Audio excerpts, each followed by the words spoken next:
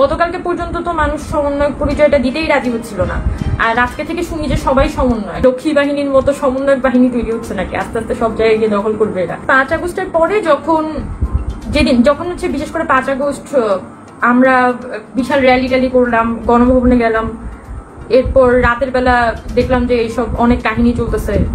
তারপর আবার পরের দিন সকালবেলা থেকে দেখি সমন্বয়ক পরিচয় নাকি এক একজন এক এক জায়গায় গিয়ে দখল করতেছে। সো তখনই আমি কাইন্ড অফ অবাক হয়ে যাই যে কি ব্যাপার, গতকালকে পর্যন্ত তো মানুষ সমন্বয়ক পরিচয়টা দিতেই রাজি হচ্ছিল না, আর আজকে থেকে শুনি যে সবাই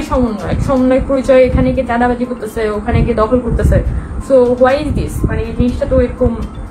হচ্ছে, মানে এবং আমাদের তো কিছুটা হিস্টোরিক্যাল রিডিংস আছে, ধরেন মানে আমার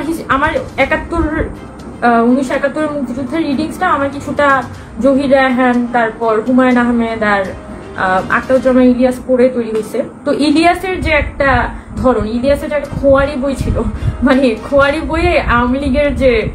লীগের যে রক্ষী বাহিনী তারা গিয়ে জায়গায় জায়গায় দখল করা শুরু করে। তো আমার মনে হচ্ছে যে কি ব্যাপার, এখন কি রক্ষী বাহিনীর মতো সমন্বয়ক বাহিনী তৈরি হচ্ছে নাকি, আস্তে আস্তে সব জায়গায় গিয়ে দখল করবে।